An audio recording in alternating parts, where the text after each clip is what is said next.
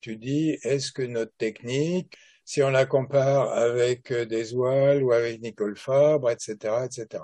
Donc, moi, je vous donnerai toutes les réponses concernant la technique et pourquoi elle est utile et pourquoi elle est comme ça.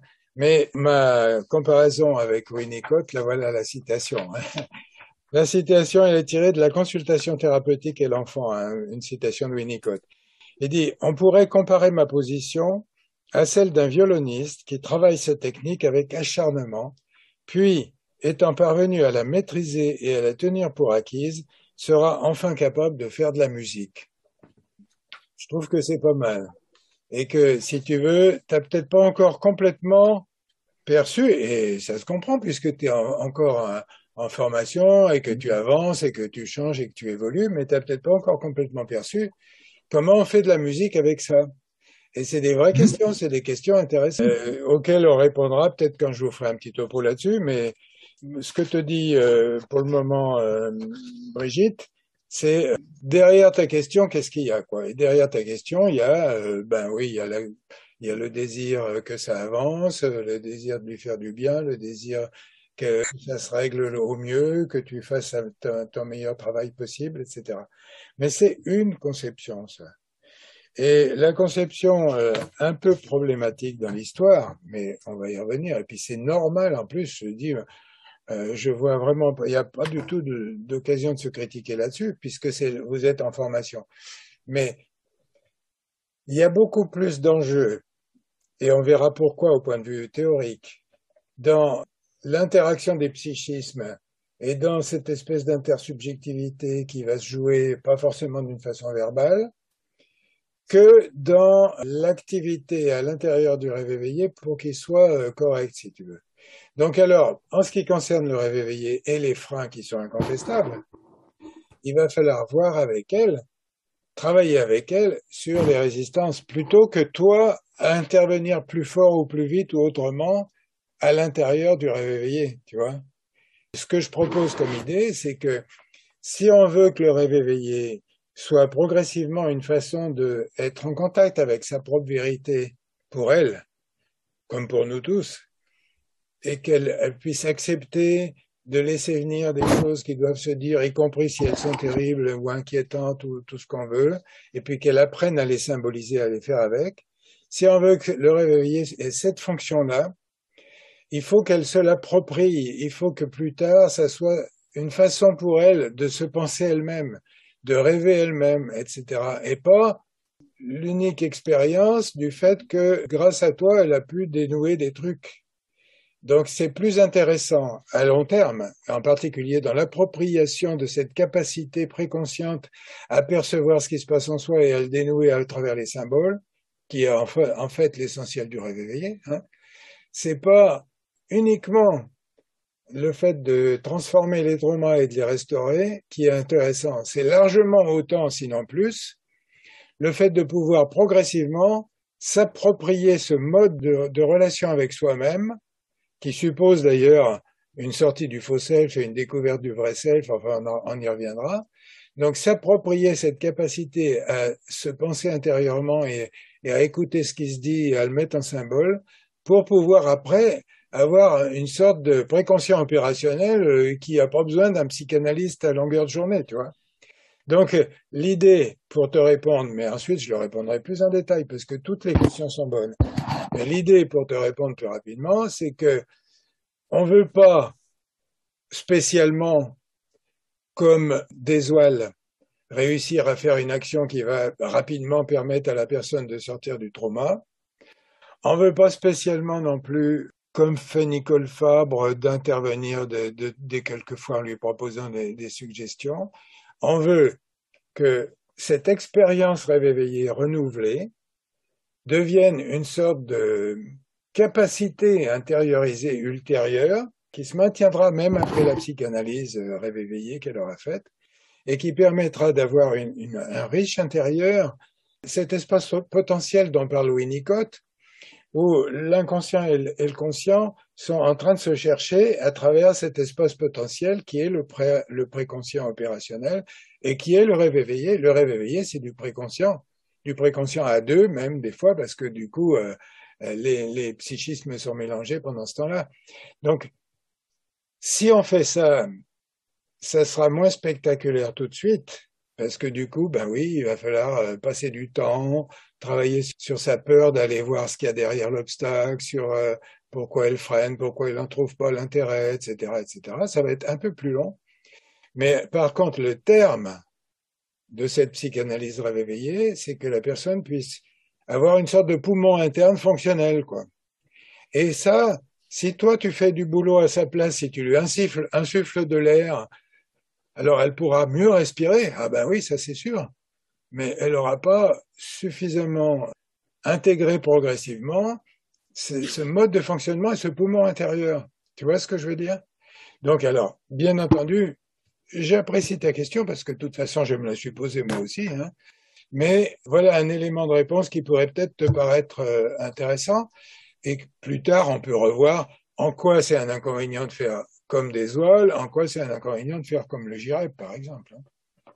Nous, je pense qu'on a une pratique qui permet une véritable appropriation d'un mode de fonctionnement interne ultérieur capable de faire face aux situations de la vie surchargées émotionnellement parce que la personne aura découvert comment elle peut essayer de transformer en symbole et donc en métaphore et qui vont lui permettre de s'approcher de ce qui se dit en elle, capable de le faire et de dénouer ce qui a besoin d'être dénoué, plutôt que de soit agir, soit ne pas agir, soit ne pas comprendre, etc. Tu vois ce que je veux dire? C'est un but, c'est pas un but idéal, c'est un but tout court. Un des buts de la psychanalyse réveillée et d'autres pratiques éventuellement, hein, je pense à Ogden et compagnie, c'est que les gens réussissent ensuite à avoir cette espèce de poumon interne. Et c'est pas un but idéal, ça fait ce qu'on peut vivre nous-mêmes en tant que patient d'une psychanalyse réveillée, à condition que ça se passe bien et qu'on puisse réussir à intégrer ça, et ce qu'on peut proposer aux gens qui viennent faire une psychanalyse réveillée. D'accord. Et en même temps, si tu veux, à partir du moment où le psy est dans ce désir qui est le tien et qui est légitime, encore une fois, hein, mais c'est pas parce qu'il est légitime qu'il faut le passer à l'acte. Le désir que ça avance, le désir de lui faire du bien, le désir que ça se règle au mieux, que tu fasses ton meilleur travail possible, etc. À partir du moment où le psy est dans ce désir, quelque part, il n'expérimente pas quelque chose qui est fondamental aussi, mais qui est, alors là, c'est le fruit d'un long travail, le fait qu'on est en interaction subjective mutuelle et qu'en fait on s'influence mutuelle. C'est-à-dire, moi j'avais envie de vous faire un topo qui s'intitulerait Impatiente, ça n'existe pas. C'est exactement le thème de Winnicott, un bébé, ça n'existe pas. Impatient, ça n'existe pas, en soi, ça existe dans une interaction avec tel psychanalyste, et avec celui-là, il va se passer telle et telle chose. Et dans cette interaction, moi, de mon point de vue, et pas seulement de mon point de vue, il y a plein d'autres psychanalystes, en particulier ou anglais ou de Californie, qui disent que on est dans un processus dans lequel, pour que ça soit valable, il faut accepter en tant que psychanalyste de ne pas être posé dans son siège de psychanalyste, mais d'être une personne qui vit quelque chose avec une autre personne et qui même éventuellement peut changer sous l'influence du patient. C'est-à-dire qu'il n'y a pas que nous qui faisons quelque chose, quoi. Évidemment, tout ça sera à détailler, à bémoliser, à te faire comprendre avec tout un tas d'arguments. L'idée, c'est que tant que tu veux le bien du patient, tu es implicitement en position haute, différent du patient. Et déjà ça crée quelque chose qui est problématique, puisque quelque part, c'est reproduire la situation qu'on a tous connue durant toute notre enfance, c'est-à-dire quelqu'un d'autre qui est plus fort et qui sait mieux pour le patient. Alors, on a une sorte de paradoxe là, on n'en est pas un paradoxe près hein, par rapport à Winnicott, on a une sorte de paradoxe, c'est qu'il est nécessaire d'avoir ce désir, cette bienveillance, ce côté qui souhaite que l'autre aille mieux, Mais il est nécessaire que notre pratique et notre façon d'être en interaction avec cet autre soient dépouillées des attributs du psychanalyste sur son siège. Et ça, alors, oui, mais comment? Eh ben là, il y a plein de choses à dire, hein. Mais si on sait ce qu'on cherche, on peut plus facilement trouver les comment, et là, je peux vous dire plein de trucs sur les comment, que si on ne le cherche pas. Tu vois, si tu cherches juste à être un bon psychanalyste qui va l'aider au mieux, implicitement, tu donnes une situation déséquilibrée qui ressemble au transfert infantile, implicitement. Si tu vois l'autre personne comme une vraie personne qui se dépatouille tant bien que mal, comme nous-mêmes, on se dépatouille tant bien que mal, que tu vas pas faire plus travailler que toi, ben là, il y a des chances pour que quelque chose d'autre s'organise, et en particulier le chemin vers s'approprier le rêve éveillé, dont on verra ensemble tout à l'heure, effectivement, ou une autre fois quand je ferai un topo détaillé, sur comment la personne peut se l'approprier et en faire un mode de fonctionnement qui soit le sien hors psychanalyse. Finalement, le but d'une psychanalyse réveillée, c'est non seulement de régler les traumas et de rétablir les structures de base qui ont été inadéquates, et Dieu sait si on le voit avec cette patiente, mais c'est non seulement ça, mais aussi que ultérieurement, post-psychanalyse, c'est-à-dire que la personne, est-ce qu'elle va être capable de continuer à avoir ce mode de fonctionnement qui lui permet de chevaucher les situations émotionnelles de la vie qu'elle va rencontrer. OK? Donc, alors, il y a une mise en question à faire de est-ce que je dois l'aider à tout prix? Est-ce que je dois l'aider à faire le rêve éveillé tel qu'on nous a appris de le faire? Est-ce que je dois l'aider en lui donnant des interprétations intelligentes, etc. Ce que tu ne fais pas, heureusement, hein, mais tu vois, il y a tout un tas de questions autour de comment aider l'autre à devenir lui-même ou à devenir elle-même, quoi. Et là, on est au cœur de tout un tas de questions. Il y a un risque, en tout cas, c'est ce sur quoi moi j'ai souligné un peu toujours, et d'ailleurs je suis rejoint par d'autres, hein. Roussillon, dans ses derniers écrits, il donne deux éléments absolument fondamentaux à la cure psychanalytique, c'est l'appropriation subjective et la symbolisation. Ben, je pense qu'on est là-dedans, nous. C'est-à-dire que on a une possibilité, et en particulier grâce à ce tiers particulier qui est le rêve éveillé, de favoriser une appropriation subjective de ce mode de travail et une capacité de symboliser qui servira toujours ensuite ultérieurement. Ça se rejoint avec la TBSI. L'exclusion du jeu, la possibilité de se mettre en position basse, tout un tas de pratiques qui permettent que l'autre ne se sente pas en position basse et soumis, quoi, hein. Ça, c'est exactement vrai. Mais on le voit en TBSI, mais c'est aussi valable en psychanalyse, hein. Par exemple, dans mes petits bouquins, là, je vous conseille fortement de relire les cartes du thérapeute. Ce que je souligne, c'est comment poser beaucoup de questions de suite, c'est biaiser la relation. Parce qu'il y a des points d'interrogation à toutes vos interventions. Or, chaque fois qu'il y a un point d'interrogation, d'une certaine manière, c'est dire, bon, alors, et qu'est-ce que vous pourriez travailler? Qu'est-ce que vous pourriez dire? Qu'est-ce que vous pourriez faire? Qu'est-ce que vous ressentez? Ce qui est intelligent et intéressant, mais n'empêche que ça déséquilibre le système. C'est-à-dire, il y en a un qui travaille plus que l'autre, en l'occurrence, c'est le patient. De mon point de vue, il ne faut pas qu'il y en ait un qui travaille plus que l'autre, il faut qu'on travaille ensemble. Donc, ce que je disais dans les cartes du thérapeute, si vous avez le courage de les relire, c'est d'exclure les interventions le plus possible, hein, et sauf dans certains cas. Par exemple, quand il s'agit de creuser un peu du côté de l'émotionnel ou autre, d'exclure toutes les interactions où vos phrases finissent par une point d'interrogation.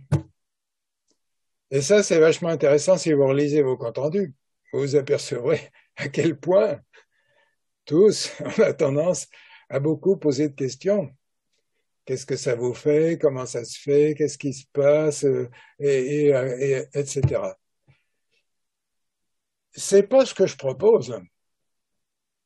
Parce que ça, la question est intelligente, elle est pertinente, mais elle est déséquilibrante.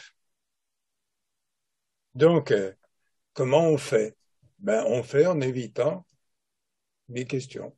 En évitant les questions, en se posant à soi-même la question sur un mode reformulant et interrogatif, mais à soi-même, en étant en recherche ensemble, etc. Et pas en étant en train de faire chercher l'autre. Bon, alors, c'est là, soyez bienveillants envers vous-même, hein, moi, il m'a fallu des années pour y arriver.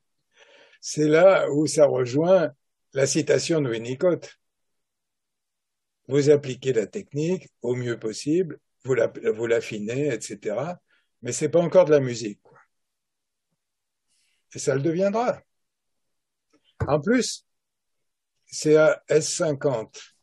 Autant que je me souvienne, S50, j'ai souvent dit que c'était un cap, je me rappelle plus si c'était ça. Oui, oui, oui, Oui. c'est un cas parce qu'on a fait un tour de piste déjà. Voilà, voilà. Donc, Est-ce les problèmes immédiats ont plus ou moins été réglés.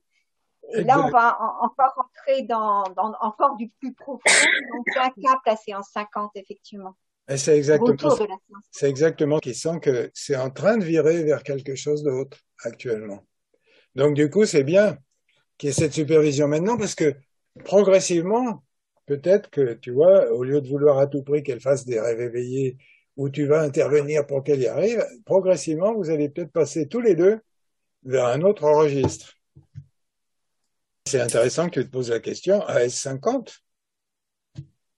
C'est pas pour rien, hein. Vous avez fait un premier tour de piste, ça commence à donner des résultats, et du coup, tu te questionnes sur le deuxième tour de piste, en disant est-ce que ça va durer comme ça, comme on a fait? Ben non, ça va pas durer comme ça. Vous allez changer des choses. Tu vas changer des choses.